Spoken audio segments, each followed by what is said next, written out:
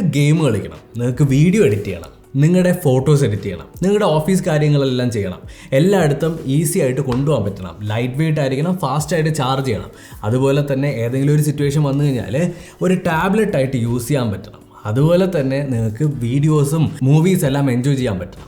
ഇതിനെല്ലാം പറ്റിയ ഒരു ഓൾ ഇൻ വൺ ലാപ്ടോപ്പാണ് ഏസൂസിൻ്റെ ROG Flow X13 എന്ന് പറഞ്ഞിട്ടുള്ള ഈ ഒരു മോഡൽ.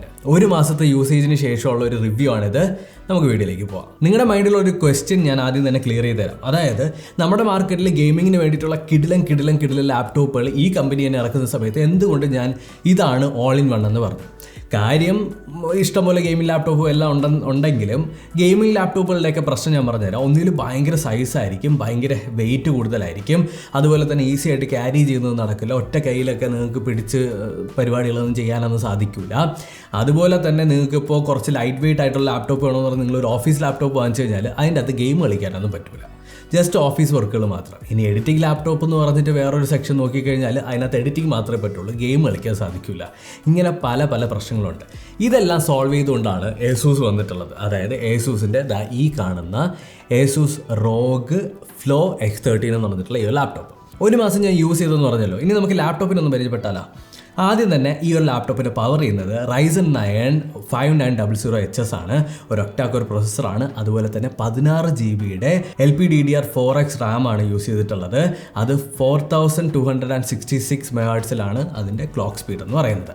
ഇപ്പോൾ നിങ്ങൾ ചോദിക്കുന്ന ഒരു ക്വസ്റ്റ്യൻ ഉണ്ട്, GPU എന്താണ്? GPU ഇതിനകത്ത് നമ്മുടെ GeForce GTX 1650 4GB ആണ് യൂസ് ചെയ്തിട്ടുള്ളത്. അതുപോലെ തന്നെ നമ്മുടെ ഈ പ്രോസസ്സറിൻ്റെ ക്ലോക്ക് സ്പീഡ് നോക്കിക്കഴിഞ്ഞാൽ 3 GHz ആണ് ബേസ് ക്ലോക്ക് ചെയ്ത് വെച്ചിട്ടുള്ളത്. അതായത് 3 GHz ആണ് അതിൻ്റെ സ്പീഡ് എന്ന് പറയുന്നത്. ഇതിനകത്തൊരു ടെർബോ മോഡ് എന്ന് പറഞ്ഞൊരു ബോർഡുണ്ട്. ആ മോഡ് എനേബിൾ ചെയ്ത് കഴിഞ്ഞാൽ നിങ്ങൾക്ക് ആ 3 GHz നിന്ന് 4.6 GHz ബൂസ്റ്റ് ചെയ്യാനായിട്ട് പറ്റും. അപ്പോൾ ഇത് എക്സ്ട്രീം പെർഫോമൻസ് നിങ്ങൾക്ക് വേണമെന്നുണ്ടെങ്കിൽ ആ മോഡിൽ ഇട്ടിട്ട് നിങ്ങൾക്ക് യൂസ് ചെയ്യാം. ഫിസിക്കലി നമ്മൾ നോക്കിക്കഴിഞ്ഞാൽ 1.3 kg ആണ് ഇതിൻ്റെ വെയിറ്റ് എന്ന് പറയുന്നത്. ആദ്യം തന്നെ നമുക്ക് കാണാൻ പറ്റുന്നത് 13.4 ഇഞ്ചിൻ്റെ ഒരു 60 Hz റിഫ്രഷ് റേറ്റിൽ വരുന്ന ഒരു 4K ഡിസ്പ്ലേ ആണ്. കിടിലൻ ഡിസ്പ്ലേ എന്ന് പറഞ്ഞാൽ കിടിലൻ ഡിസ്പ്ലേ ആണ്.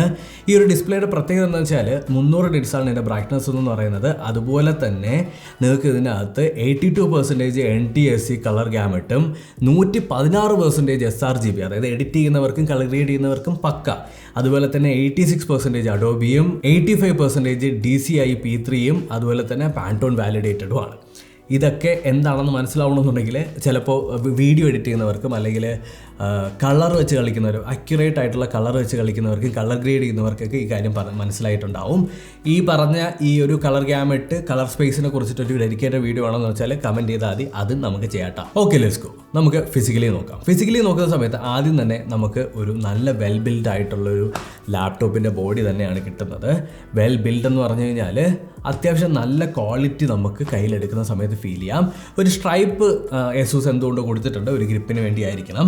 അവിടെ ആയിട്ട് റിപ്പബ്ലിക് ഓഫ് ഗെയിമേഴ്സ് എന്ന് പറഞ്ഞിട്ടുള്ള ഒരു ടാഗ് ലൈനും അതുപോലെ തന്നെ നമ്മുടെ കിടിലം, അതായത് എൻ്റെ ഏറ്റവും ഫേവറേറ്റ് ആയിട്ടുള്ള ബ്രാൻഡാണ് Asus. അപ്പോൾ Asusൻ്റെ ലോഗോയും കാണാനായിട്ട് പറ്റും. ലെഫ്റ്റ് സൈഡിൽ നമ്മൾ നോക്കിക്കഴിഞ്ഞാൽ നമുക്കൊരു എക്സ്റ്റേണൽ ഗ്രാഫിക് കാർഡ് കണക്ട് ചെയ്യാനായിട്ടുള്ളൊരു പോർട്ട് ഉണ്ട്. അതുപോലെ തന്നെ നമ്മുടെ HDMI 2.0 കൊടുത്തിട്ടുണ്ട്. ഒരു 3.5mm ഒരു ഓഡിയോ പോർട്ടും കൊടുത്തിട്ടുണ്ട്.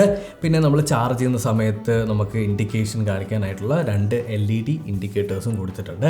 റൈറ്റ് സൈഡിൽ വരുന്ന സമയത്ത് നമുക്ക് USB 3.2 ആണ് വരുന്നത്. അതുപോലെ തന്നെ Type C USB 3.2 അവിടെ കൊടുത്തിട്ടുണ്ട്. അതുപോലെ തന്നെ ഈ ഒരു ലാപ്ടോപ്പിൻ്റെ ചാർജിങ് കേബിൾ എന്ന് പറയുന്നത് ഒരു USB-C ആണ്. അത് മാത്രമല്ല 100 വാട്ട്സിൻ്റെ ഫാസ്റ്റ് ചാർജിങ് ആണ് ഈ ഒരു ലാപ്ടോപ്പിൻ്റെ അകത്ത് വരുന്നത്. അതായത് പടപടാന്ന് കയറും. പിന്നീട് നമുക്ക് റൈറ്റ് സൈഡിൽ കാണാൻ പറ്റുന്നത് നമ്മുടെ പവർ ബട്ടൺ ആണ്. യൂഷ്വലി ലാപ്ടോപ്പിൽ നമുക്ക് ആ കീബോർഡിൻ്റെ സൈഡിലൊക്കെ ആയിരിക്കും ഈ പവർ ബട്ടൺ വരിക. ഇത് റൈറ്റ് സൈഡിൽ കൊടുത്തിട്ടുണ്ട്. എന്തിനാണെന്ന് വെച്ച് കഴിഞ്ഞാൽ ഒരു ഫിംഗർ പ്രിൻറ്റ് റീഡറും കൂടി ഈ പവർ ബട്ടണിൽ നമ്മുടെ Asus ഇൻ്റഗ്രേറ്റ് ചെയ്തിട്ടുണ്ട്. അതുകൊണ്ട് തന്നെ ഒരു എക്സ്ട്രാ സെക്യൂരിറ്റി കിട്ടും. നമ്മുടെ ഡിസ്പ്ലേ നോക്കിക്കഴിഞ്ഞാൽ നേരത്തെ പറഞ്ഞ പോലെ തന്നെ 13.4 ഇഞ്ചിൻ്റെ ഒരു സ്ക്രീനാണ് വരുന്നത്. ഒരു 720pയുടെ ഒരു എന്താ പറയുക ഒരു ചെറിയൊരു വെബ് ക്യാമും Asus ഫ്രണ്ടിൽ കൊടുത്തിട്ടുണ്ട്. പിന്നെ ഇതിൻ്റെ പ്രത്യേകത എന്താണെന്നറിയാലോ, നമുക്കിങ്ങനെ ട്വിസ്റ്റ് ചെയ്ത് പുറകിലേക്ക് ആക്കാം. ഒരു ടച്ച് സ്ക്രീനാണ്, നിങ്ങൾക്ക് എങ്ങനെ വേണോ യൂസ് ചെയ്യാം. അതുപോലെ തന്നെ നിങ്ങൾക്കൊരു സ്റ്റൈലസും കൂടി Asusൻ്റെ കൂടെ കിട്ടുന്നുണ്ട്, ഒരു പേന.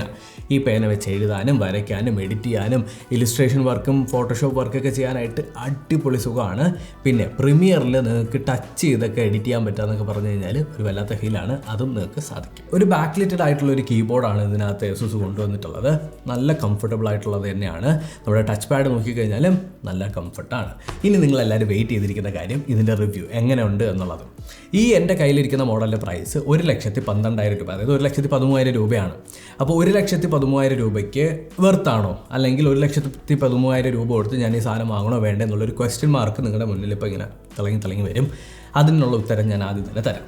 ഫസ്റ്റ് ഓഫ് ഓൾ എനിക്ക് ഇഷ്ടപ്പെട്ട കാര്യങ്ങൾ ആദ്യം തന്നെ പറയാം. ഇഷ്ടപ്പെട്ട കാര്യം ഏറ്റവും ആദ്യം ഇതിൻ്റെ ഡിസ്പ്ലേ. ഒരു കിഡിലൻ ഡിസ്പ്ലേ ആണ്. അതായത് 13.4 ഇഞ്ചിൻ്റെ ഒരു 4K ഡിസ്പ്ലേ, അതും ഭയങ്കര ക്വാളിറ്റി ഉള്ളതാണ്, നല്ല ബ്രൈറ്റുമാണ്. എൻ്റെ ഫേവറേറ്റ് പാർട്ട് ഈ ഒരു ലാപ്ടോപ്പിൽ ഇതിൻ്റെ ഡിസ്പ്ലേ തന്നെയാണ്. ഇനി നമുക്കിതിൻ്റെ ഓരോ കാറ്റഗറി ആയിട്ട് പോവാം. ഒന്നാമത്തത് ഗെയിമിംഗ് പെർഫോമൻസ്.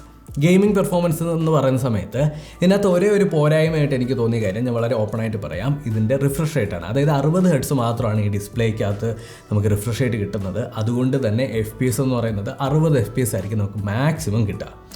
ഇനി പെർഫോമൻസിൻ്റെ കാര്യം നോക്കുന്ന സമയത്ത് ഞാൻ കളിച്ചിട്ടുള്ളത് Forza Horizon 4ഉം അതുപോലെ തന്നെ PUBGയും കളിച്ചു. ഈ 2 ഗെയിമും എനിക്ക് കളിച്ച സമയത്ത് എന്താണ് ഫീൽ ചെയ്തതെന്ന് വെച്ച് കഴിഞ്ഞാൽ, എനിക്ക് ലാഗോ ഹിക്കപ്പോ അല്ലെങ്കിൽ സ്റ്റക്കായി നിൽക്കുക ഈ വക പരിപാടികളൊന്നുമില്ല. വളരെ സ്മൂത്ത് തന്നെയാണ്. അതായത് ഒരു 60 FPS താഴെ മാത്രമായിരിക്കും നിങ്ങൾക്ക് കിട്ടുക. ഒരു 40, 50, 40, 50, 52 ഇങ്ങനെ ഫ്ലക്ച്വേറ്റ് ചെയ്ത് നിൽക്കും. ഇതാണ് അതിനകത്ത് കിട്ടുന്ന FPS. ഈ ഒരു FPS എന്ന് പറയുന്നത് ഭയങ്കര സ്മൂത്തായിട്ടൊക്കെ നിങ്ങൾക്ക് കളിക്കാൻ പറ്റും. ഒരു ഗെയിം പ്ലേ മൊത്തത്തിൽ നോക്കിക്കഴിഞ്ഞാൽ കാറിൻ്റെ റിഫ്ലക്ഷനും കാറിൻ്റെ ടെക്സ്ചേഴ്സും ആ എൻവയോൺമെൻറ്റൽ ക്വാളിറ്റിയും അതുപോലെ തന്നെ വെള്ളം തെറിക്കുന്നതും എല്ലാം അടിപൊളിയായിട്ട് തന്നെ വരുന്നത്. ആ ഒരു 4K സ്ക്രീനും കൂടി ആയതുകൊണ്ട് ഒരു പ്രത്യേക എഫക്റ്റ് നമുക്ക് കിട്ടുന്നുണ്ട്. അതായത് വളരെ ലൈറ്റ് വെയിറ്റ് ആയിട്ടുള്ള ഇത്രയും ചെറിയ വെയിറ്റ് കുറഞ്ഞ ഒരു ലാപ്ടോപ്പിൻ്റെ അകത്ത് നമുക്ക് 4Kയിൽ ഗെയിം ചെയ്യാൻ പറ്റുകയെന്ന് പറയുന്നത് അതൊരു എടുത്തു പറയേണ്ട ഒരു കാര്യം തന്നെയാണ്. അത് ആദ്യമേ പറയാം. അതുപോലെ തന്നെ ചില ഗെയിമുകൾ ഒപ്റ്റിമൈസ്ഡ് ആയിരിക്കില്ല, ചില ഗെയിമുകൾ ഒപ്റ്റിമൈസ്ഡ് ആയിരിക്കും. Forza Horizon 4 PUBGനേക്കാളും ബെറ്റർ ആയിട്ട് ഇതിനകത്ത് കളിക്കാനായിട്ട് സാധിക്കുന്നുണ്ട്. ആൻഡ് ഇതിൻ്റെ സൗണ്ടിനെ പറ്റി പറയണം. അതായത് ഒരു സൈഡിൽ മാത്രമാണ് ഇതിൻ്റെ സ്പീക്കേഴ്സ് കൊടുത്തിട്ടുള്ളത് നമ്മുടെ Asus. അതൊരു പോരായ്മ എന്ന് ഞാൻ പറയില്ല, പക്ഷേ എനിക്കെന്തോ കുറവായിട്ട് തോന്നി. കുറച്ചുകൂടി ബെറ്റർ ആക്കാമായിരുന്നു. 2 സൈഡിലൂടെ കൊടുത്തിരുന്നെങ്കിൽ കുറച്ചുകൂടി അടിപൊളിയായിരുന്നേനെ. പക്ഷേ ഡോൾബി അറ്റ്മോസ്, അതുപോലെ തന്നെ സ്മാർട്ട് ആംപ് ടെക്നോളജി, DAC, അതുപോലെ തന്നെ നോയ്സ് റിഡക്ഷൻ, ഇതെല്ലാം ഇൻ്റഗ്രേറ്റ് ചെയ്തിട്ടുള്ള ഒരു സ്പീക്കറാണ്. ക്വാളിറ്റിയുടെ കാര്യം, അതായത് ഇപ്പോൾ അതിനകത്തുനിന്ന് വരുന്ന മ്യൂസിക്കിൻ്റെയും ടോണിൻ്റെ എല്ലാം ക്വാളിറ്റി പക്കയാണ് കേട്ടോ. നമ്മുടെ ഗെയിമിങ്ങിനെ കുറിച്ച് പറഞ്ഞു തീർന്നിട്ടില്ല. ഗെയിമിങ്ങിൽ ഇനിയും പറയാനുള്ളൊരു കാര്യം, നിങ്ങളിപ്പോൾ ചാർജർ കണക്ട് ചെയ്തിട്ടാണ് നിങ്ങൾ കളിക്കുന്നതെന്നുണ്ടെങ്കിൽ ഒരു പ്രശ്നമില്ല, പക്ക. അല്ലാതെയാണ് നിങ്ങൾ ഈ ഗെയിമൊക്കെ കളിക്കുന്നതെന്നുണ്ടെങ്കിൽ എങ്ങനെ പോയാലും ഒരു 2 മണിക്കൂറിന് താഴെ മാത്രമേ നിങ്ങൾക്ക് ബാക്കപ്പ് കിട്ടുള്ളൂ ഫുൾ ചാർജിൽ കളിക്കുന്ന സമയത്തും. പിന്നെ ഒരു 100 വാട്ട്സിൻ്റെ ഒരു ഫാസ്റ്റ് ചാർജിങ് തരുന്നത് കൊണ്ട് തന്നെ അത് കുറച്ച് ഒരു എന്താ പറയുക, ഒരു പെർക്ക് തന്നെയാണ്, ഒരു പ്ലസ് പോയിന്റ് തന്നെയാണ്. അതല്ലാന്ന് ഞാൻ പറയുന്നില്ല. അപ്പോൾ ചാർജർ കണക്ട് ചെയ്തിട്ട് കളിക്കുന്നതാണ് നല്ലത്. ഇത് ബേസിക്കലി ഈ ഒരു ലാപ്ടോപ്പ് ഗെയിമിംഗ് ഓറിയൻറ്റഡ് ആയിട്ടുള്ളൊരു ലാപ്ടോപ്പ് അല്ല. ഇത് office plus editing, multimedia, creative ആയിട്ടുള്ളൊരു ലാപ്ടോപ്പ്. ബട്ട് ഗെയിമും കളിക്കാൻ പറ്റും എന്നുള്ളതാണ് സത്യാവസ്ഥ. ഇനി നമ്മുടെ എഡിറ്റിങ്ങിലേക്ക് പോകാം. എഡിറ്റിങ്ങിൻ്റെ കാര്യം പറയുന്ന സമയത്ത് ടൈം ലൈൻ, ഞാൻ പ്രീമിയറാണ് യൂസ് ചെയ്യുന്നത്. ടൈം ലൈൻ ഒന്നും ഒരു തരത്തിലുള്ള പ്രശ്നമില്ല. 4Kയിലാണ് ഞാൻ എഡിറ്റ് ചെയ്യുന്നത്. പക്ഷേ 4K പ്ലേ ബാക്ക് അത്ര സ്മൂത്ത് ആവില്ല, ചില സമയത്ത് ഒന്ന് സ്റ്റക്കാവും. അത് പ്രീമിയറിന് യൂഷ്വലി ഉള്ളതാണ്. എന്നാലും ഈ ഒരു ലാപ്ടോപ്പിൽ ഇത്ര നന്നായിട്ട് പെർഫോം ചെയ്യുന്നത് വളരെ അപ്രീഷിയേറ്റ് ചെയ്യേണ്ട കാര്യം തന്നെയാണ്. എല്ലാ എഫക്ട്സും നമുക്ക് ഈസി ആയിട്ട് തന്നെ ഇടാം. അതുപോലെ തന്നെ വർക്ക് ചെയ്യുന്ന സമയത്ത് വർക്ക് ഫ്ലോയിലൊന്നും ഒരു തരത്തിലുള്ള എന്താ പറയുക ലാഗോ ഹിക്കപ്പോ അല്ലെങ്കിൽ എന്തെങ്കിലും ഇഷ്യൂവോ അല്ലെങ്കിൽ നമുക്ക് എഡിറ്റ് ചെയ്യാൻ പറ്റാതിരിക്കലൊന്നുമില്ല. നന്നായിട്ട് തന്നെ എഡിറ്റ് ചെയ്യാൻ പറ്റും. ഒരു പ്രശ്നം വരുന്നത് റെൻഡറിങ്ങിൻ്റെ പാർട്ട് വരുന്ന സമയത്ത് നിങ്ങൾ നല്ല ബിറ്റ് റേറ്റൊക്കെ കൂട്ടിയാണ് ഇരുന്നത്. ഫുൾ മാക്സിമം ബിറ്റ് റേറ്റിലാണ് നിങ്ങൾ റെൻഡർ ചെയ്തെടുക്കുന്നതെന്നുണ്ടെങ്കിൽ ചെറുതായിട്ട് അവിടെ ഒരു കുറച്ച് ടൈം എടുത്തായിരിക്കും അത് റെൻഡർ ചെയ്യുന്നത്. ഞാനൊരു 5 മിനിറ്റുള്ള ഒരു 4K വീഡിയോ 4Kയിൽ തന്നെ റെൻഡർ ചെയ്തെടുത്ത സമയത്ത് ഏകദേശം ഒരു 10 മിനിറ്റിൻ്റെ അകത്ത് തന്നെ എടുത്തു. 10 മിനിറ്റിനകത്ത് ഒരു ലാപ്ടോപ്പിൽ എടുക്കാമെന്ന് പറയുന്നത് 4K വീഡിയോ എടുക്കാമെന്ന് പറയുന്നത് വലിയ കൂടുതലൊന്നുമല്ല. നിങ്ങൾക്ക് ഈസി ആയിട്ട് വർക്ക് ചെയ്യാൻ പറ്റും. അപ്പോൾ എഡിറ്റിങ്ങിൻ്റെ കാര്യം പക്കയാണ്. പിന്നെ ഫോട്ടോഷോപ്പ്, ഇല്ലുസ്ട്രേറ്റർ അതേപോലുള്ള സാധനങ്ങളൊക്കെ ഒരു പ്രശ്നമില്ല, പുഷ്പം പോലെ ഈ ഒരു ലാപ്ടോപ്പ് ഹാൻഡിൽ ചെയ്യും. ഒരു തരത്തിലുള്ള ഇഷ്യൂസും എനിക്ക് ഫീൽ ചെയ്തിട്ടില്ല. ഞാൻ ആക്ച്വലി ഈ ഒരു ലാപ്ടോപ്പ് ഞാൻ ഫ്ലൈറ്റിലിരുന്ന് എഡിറ്റ് ചെയ്ത് ട്രൈ ചെയ്തതാണ്. ഫുൾ ചാർജിൽ കൊണ്ടുപോയി ഫ്ലൈറ്റിലിരുന്ന് എഡിറ്റ് ചെയ്തതാണ്. ഒരു പ്രശ്നവുമില്ല. നന്നായിട്ട് തന്നെ നിങ്ങൾക്ക് മടിയിൽ വെച്ച് വർക്ക് ചെയ്യാൻ പറ്റും. ഒരുപാടൊന്നും ചൂടൊന്നും വരില്ല. പക്ഷേ ഗെയിം ചെയ്യാൻ ഞാൻ റെക്കമെൻഡ് ചെയ്യില്ല. പക്ഷേ വർക്ക് ചെയ്യുന്ന സമയത്ത് എഡിറ്റിംഗ് പരിപാടികളൊക്കെ പക്കയാണ്. ഒരു തരത്തിലുള്ള ഇഷ്യൂസും എനിക്ക് പേഴ്സണലി ഫീൽ ചെയ്തില്ല. ഇനി നമ്മുടെ ഓവറോൾ ഓഫീസ് വർക്കും കാര്യങ്ങളൊക്കെ അതൊക്കെ ഇത്രയും നടക്കുമെന്നുണ്ടെങ്കിൽ ഓഫീസ് വർക്കിനാണോ പാട്? ഒരു പ്രശ്നവുമില്ല, കിഡിലുമായിട്ട് പറ്റും. മൾട്ടിമീഡിയയുടെ കാര്യം പറയുന്ന സമയത്ത് എൻ്റെ ആ ഒരു സൈഡിൽ നിന്ന് മാത്രം സൗണ്ട് കേൾക്കുന്നത് മാത്രം നമുക്കൊരു ഇത് തോന്നും. അല്ലാത്ത പക്ഷം ഒരു പ്രശ്നവുമില്ല. യൂട്യൂബ് വീഡിയോ ആവട്ടെ എല്ലാം കിഡിലുമായിട്ട് നിങ്ങൾക്ക് കാണാൻ പറ്റും. നല്ല ക്വാളിറ്റിയിൽ കാണാൻ പറ്റും. നല്ല ക്വാളിറ്റി ഉള്ളൊരു ഡിസ്പ്ലേ ആണ്.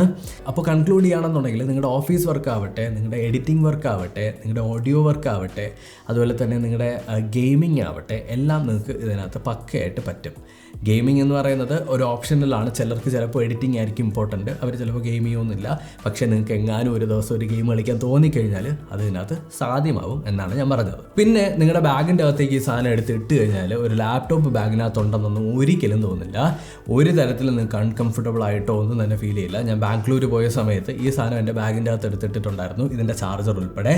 ഒരു തരത്തിലുള്ള ഇഷ്യൂ ഇല്ല. ഞാൻ ഏകദേശം ഒരു 1/2 കിലോമീറ്റർ, ഒരു 3/4 കിലോമീറ്ററൊക്കെ ബാഗും തൂക്കി നടന്നതാണ്. ഒരു തരത്തിലുള്ള അൺകംഫർട്ടബിലിറ്റിയും വരില്ല, അത്ര വെയിറ്റും കാര്യങ്ങളൊന്നും ഫീൽ ചെയ്യത്തില്ല, പക്കയാണ്. പിന്നെ എടുത്തു പറയേണ്ട ഇൻട്രസ്റ്റിംഗ് ആയിട്ടുള്ള കാര്യം ഇത്രയേ ഉള്ളൂ. സാധനം നമ്മുടെ ഒറ്റ കയ്യിൽ വെച്ച് വേണമെങ്കിൽ യൂസ് ചെയ്യാം. അപ്പോൾ നമ്മുടെ Asus ROG Flow X13ൻ്റെ ജസ്റ്റ് ഒരു 1 month യൂസ് ചെയ്ത ഒരു യൂസേജ് എക്സ്പീരിയൻസ് ആണ് ഞാൻ ഷെയർ ചെയ്തത്. അപ്പോൾ എനിക്ക് ഇഷ്ടപ്പെട്ട കാര്യങ്ങളൊക്കെ ഞാൻ പറഞ്ഞിട്ടുണ്ട്. പിന്നീട് എടുത്ത് പറയേണ്ട വേറൊരു കാര്യം, ഇതിൻ്റെ എന്താ പറയുക, ടൈപ്പിംഗ് സുഖം, അതായത് നമ്മുടെ കീബോർഡ് യൂസ് ചെയ്യുന്ന സമയത്തുള്ള കംഫർട്ട്. കീബോർഡ് യൂസ് ചെയ്യുന്ന സമയത്തും നല്ല കംഫർട്ട് തന്നെയാണ്. ഭയങ്കര സൗണ്ടും കാര്യങ്ങളൊന്നുമില്ല, നിങ്ങൾക്കിപ്പോൾ കേൾക്കാം. ഭയങ്കര അനോയിങ് ആയിട്ടുള്ള സൗണ്ടൊന്നുമല്ല, നമുക്ക് കേൾക്കപ്പോൾ നല്ല സുഖമുള്ളൊരു സൗണ്ടാണ്. ആൻഡ് ഇതിനകത്ത് ഇൻസ്റ്റൻ്റ് ആയിട്ട് നമുക്ക് വോളിയം കൂട്ടാനും വോളിയം കുറയ്ക്കാനും ഒരു ഡെഡിക്കേറ്റഡ് ബട്ടൺ ഉണ്ട്, അതുപോലെ തന്നെ മ്യൂട്ട് ബട്ടൺ ഉണ്ട്. നമ്മുടെ വെബ് ക്യാമിൻ്റെ ക്വാളിറ്റി തരക്കേടില്ല എന്ന് തന്നെ നമുക്ക് പറയാം. അപ്പോൾ ഇതാണ് നമ്മുടെ ജസ്റ്റ് ഒരു യൂസേജ് എക്സ്പീരിയൻസ്. ഇതിനകത്ത് നിങ്ങൾക്ക് ഏതെങ്കിലും ഡീറ്റെയിൽഡ് ആയിട്ട് ഏതെങ്കിലും ഒരു ആസ്പെക്റ്റിനെ കുറിച്ചിട്ട് ഡീറ്റെയിൽഡ് ആയിട്ട് അറിയണമെന്നുണ്ടെങ്കിൽ ഒന്ന് കമൻറ്റ് സെക്ഷനിൽ കമൻറ്റ് ചെയ്ത് കഴിഞ്ഞാൽ ഞാൻ അതിനനുസരിച്ച് നിങ്ങൾക്ക് കമൻറ്റിന് റിപ്ലൈ ആയിട്ട് തരാം. അല്ലെങ്കിൽ നിങ്ങൾക്ക് ഇതിൻ്റെ ഒരു ഏതെങ്കിലും ഒരു ഭാഗത്തിൻ്റെ ഡെഡിക്കേറ്റഡ് വീഡിയോ വേണമെന്നുണ്ടെങ്കിൽ അങ്ങനെ നിങ്ങൾക്ക് ചോദിക്കാവുന്നതാണ്. അപ്പോൾ ടോട്ടലി എൻ്റെ ജസ്റ്റ് ഒരു എക്സ്പീരിയൻസ്, അതായത് ഞാൻ എങ്ങനെ യൂസ് ചെയ്തു അതിനുശേഷം എനിക്ക് നിങ്ങളടുത്ത് പറഞ്ഞു തരാനുള്ള കാര്യങ്ങൾ ഞാൻ പറഞ്ഞു തന്നിട്ടുണ്ട്. വീഡിയോ ഇഷ്ടപ്പെട്ടു എന്ന് കരുതുന്നു. ഇഷ്ടപ്പെട്ടിട്ടുണ്ടെങ്കിൽ ലൈക്ക് ചെയ്യുക, സബ്സ്ക്രൈബ് ചെയ്യുക, ഷെയർ ചെയ്യുക. പിന്നെ നിങ്ങൾക്ക് നല്ല നല്ല കമൻറ്റുകൾ ഇട്ട് കഴിഞ്ഞാൽ ചിലപ്പോൾ റാൻഡമായിട്ട് അതിനകത്തുനിന്ന് ഒരു കമൻറ്റിനെ ഞാൻ പിക്ക് ചെയ്ത് ഗിവ് അവേ തന്നെന്നൊക്കെ വരും. അപ്പോൾ മാക്സിമം കമൻറ്റ് സെക്ഷനിൽ നല്ല നല്ല കമൻറ്റുകൾ, അതായത് വെറൈറ്റി ആയിട്ടുള്ളതും ഫണ്ണി ആയിട്ടുള്ളതും ആളുകൾക്കൊക്കെ ഇഷ്ടപ്പെടുന്ന കമൻറ്റുകളൊക്കെ ഇടുക. ചിലപ്പോൾ ഒരാളെ ഞാൻ പിക്ക് ചെയ്ത് ചിലപ്പോൾ റാൻഡമായിട്ട് എനിക്ക് തോന്നുന്നത് പോലെ ഞാൻ ഒരു ഗിവ് അവേ തന്നെന്ന് വരും. അപ്പോൾ ഇത്രയേ ഉള്ളൂ video. Thank you so much for watching. അടുത്തൊരു ടെക്നോളജി വീഡിയോയിൽ, അടുത്തൊരു ആപ്പ് സീരീസിൽ, അടുത്തൊരു ഗെയിം സീരീസിൽ വീണ്ടും കണ്ടുപിടുന്നതായിരിക്കും. By, take care.